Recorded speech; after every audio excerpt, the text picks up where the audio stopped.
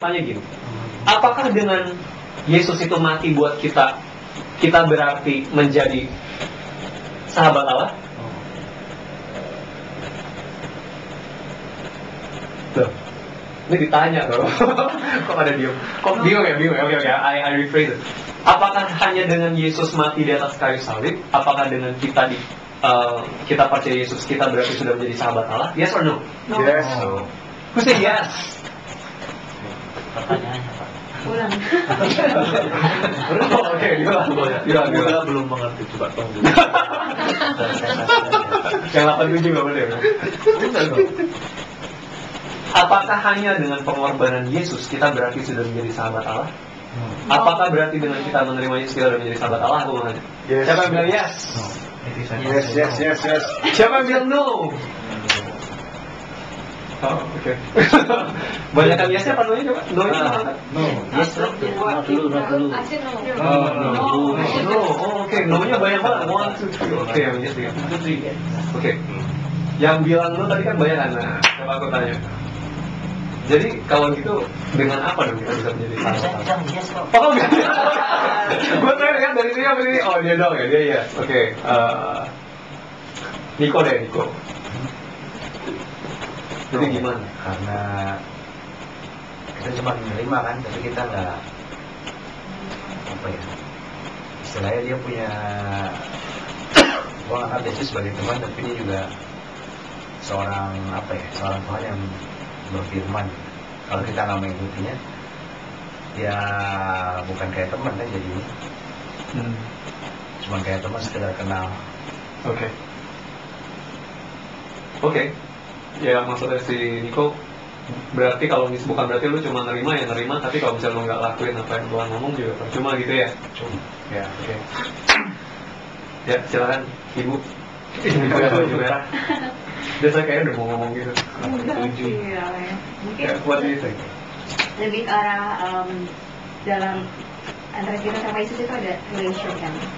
Dan relation itu ada harus maksudnya itu harus saling dua arah gitu loh.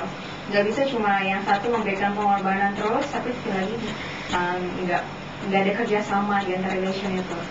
Jadi menurut aku harus dua arah gitu. Kalau misalnya cuma satu pengorbanan aja itu not enough gitu loh. Oke. Yaudah, perasaan dengar dari yang yes. Yes tadi siapa? Jadi lu apa tadi? Lu yes juga. Oke, ayo lu yang yes dulu. Itu yes. Kalau misalnya kita percaya dan udah dibaptis gitu, dan waktu dibaptis kita benar percaya, selamanya Tuhan itu sahabat kita ya. Gitu aja. Saya jawab pada dia. Ya silakan Irfan. Lu salah menangkap. Irfan. Ditanya Irfan. Pak, jawab. Jangan sampai buang jawab. Iya sih. Kalau menurut gue sih pengorbanan Tuhan kayak menurut gue itu sebagai penebusan. Itu the moment dia Tuhan beli our sins, jadi otomatis dia menjadi teman kita. Dan konsekuensinya maksudnya kalau lu udah dibeli dosa lu menyadari kebaikan Tuhan, dengan sendirinya lu akan mengikuti kehendak Tuhan. Jadi doesn't matter what you do, he's still your friends. Can I? Ya. Enggak, gue cuma bicara satu ilustrasi aja gitu. Misalnya gue gak kenal gitu sama lu gitu kan, and then kita ketemu gitu kan, terus tiba-tiba gue bayarin semua utang-utang lu gitu. Lu jadi gak punya utang sama sekali gitu. We never met before, but then I am so kind to pay all your debts gitu, and make you have no debts any longer gitu kan. That apakah itu langsung buat gue otomatis jadi sahabat lu? Iya. I don't even know you. Ketika Tuhan mati di kayu salib, membeli dosa kita di kayu salib, dia mempunyai inisiatif pertama untuk membeli dosa kita. Artinya dia yang berinisiatif untuk menjalin hubungan dengan kita. Dengan sendirinya manusia tidak mungkin datang ke Tuhan dengan sendiri tanpa dipanggil Tuhan. Jadi ketika dia mati di kayu salib, darahnya membeli kita supaya kita menjadi teman dia. Otomatis. It's I automatic. think we are in a different room. Oke, udah. Stop. Jangan, don't fight and don't kill each other, oke? Udah. Oke. Mediator. Oke, gue mau bilangin, dua-duanya jawabannya benar. Oke. Tapi bener lagi, coba kita lihat di Roma 5 yang tadi, Romans 5 verse 11. Gue bacain aja ya Inggrisnya. Mungkin di Inggrisnya tuh lebih. Coba Indonesia kalau dibacain Yun. Dan bukan hanya itu saja, kita malah bermegah dalam Allah oleh Yesus Kristus Tuhan kita. Sebab oleh Dia kita telah menerima pendamaian itu. Oke. Makanya, in English it is clear, ya. Jadi kalau misalnya bahasa Inggris dibilang, so now we can rejoice in our wonderful new relationship with God. Okay, underline the word wonderful new relationship. Ya, ya lo nggak underline sih, semua pakai bahasa Indonesia dan Alkitabnya bukan orang punya. Tapi pulang silakan beli NLT dan digaris.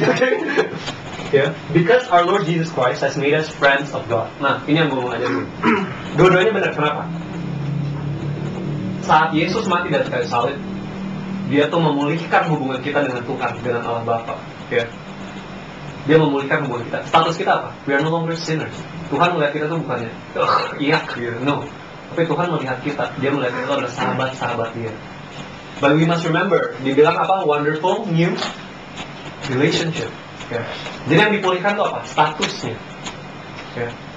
Dan benar ya Stefan ngomong, no matter what you do any longer, Tuhan tetap menerima kita karena kita sahabatnya. Ya. But the thing is this, okay? Hubungan itu dibangun. Oke? Hubungan itu dibangun seperti yang Yunika bilang. Kalau misalnya aku kenal kamu, aku bilang, kita temenan ya, oke kita temenan. Kita udah jadi teman. Tapi bukan berarti we are close. Karena kita nggak pernah ngobrol, kita nggak pernah ngomong, kita nggak pernah know anything about each other. Kita perlu build the relationship because it is new. Amin. Ya. Tapi tetap nggak kalau misalnya kita buat salah, tetap nggak kita itu sahabat Allah? Masih. Yes. Kalau misalnya teman kita aja, sahabat kita aja, kalau kita salah bisa ampunin, masa sih Tuhan nggak bisa ampunin kita? Amin. Amen. Right? The status, you are friends of God. Bilang lagi sama kiri kanan, you are friend of God. But you need to start building relationship with Him.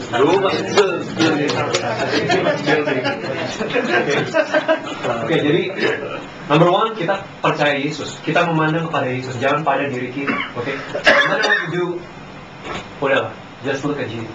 What He did. Tapi hari ini, the second part is more important. Aku mau ajarin adalah how we build a relationship with God, how we build a friendship with God. Kita buka di James chapter 2, Yakobus pasal 2 ayatnya yang ke-24. Yakobus pasal 2 ayatnya yang ke-24.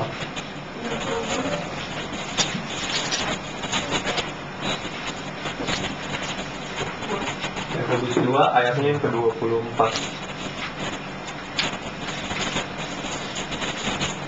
Udah dapat semua? Yes. Udah dapat semua? Oke.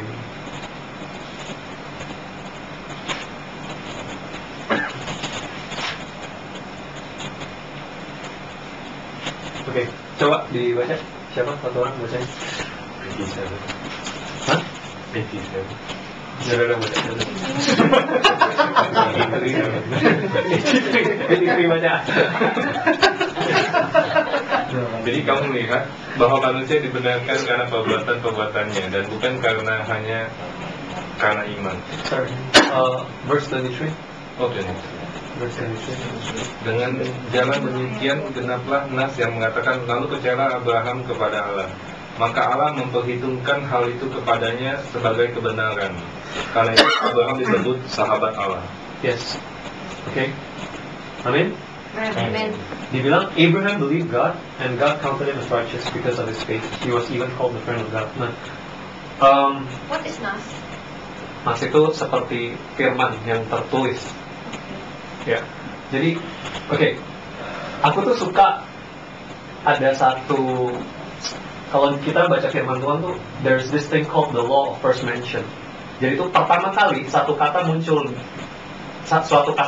pertama kalinya di Alkitab, itu biasanya tuh we need to really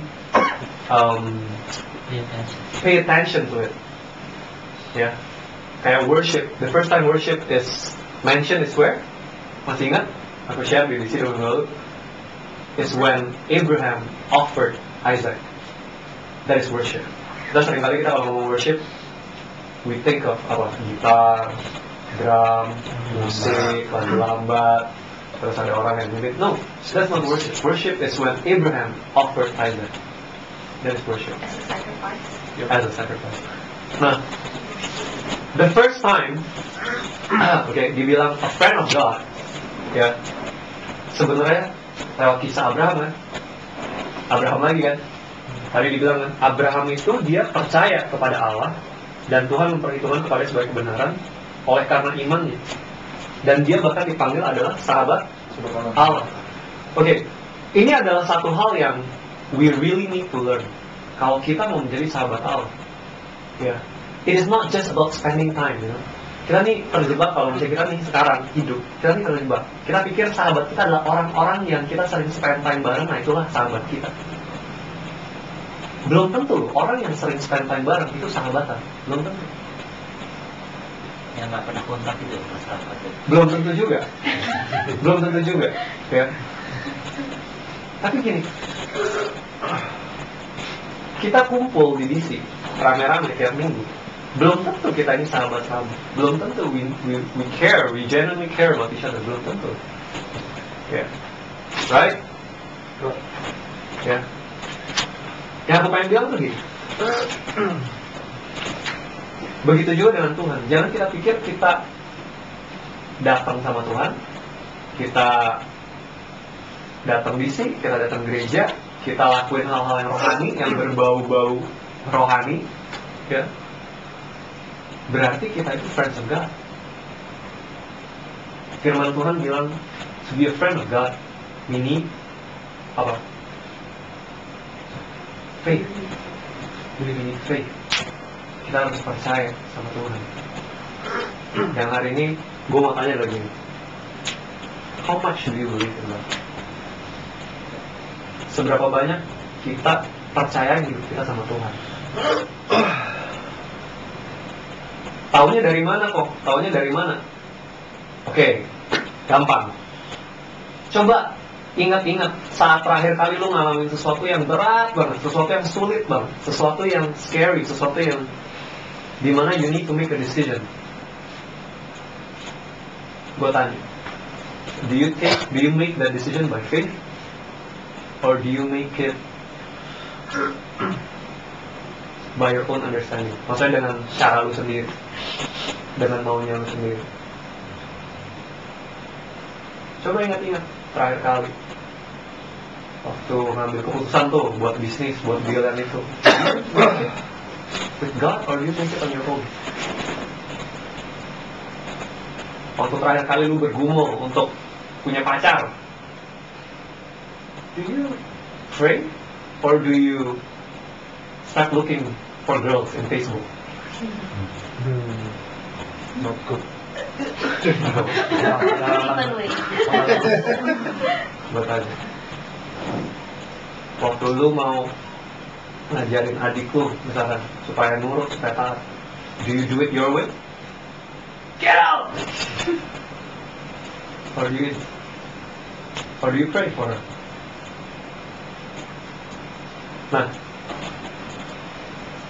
tanpa iman seseorang tidak bisa berkenan kepada Allah. Without faith, someone cannot please the Lord. The verse is in Hebrews 11. Orang kalau nggak tahu. Ya, tanpa iman kita nggak bisa nyalain Tuhan. Jadi artinya apa? Kita statusnya tetap sahabat Allah, tapi kita nggak nyenengin dia. Jadi kan kalau ketemu kita jadi gimana? You know, there are those kind of friends that when come to our house, we like, ting tong.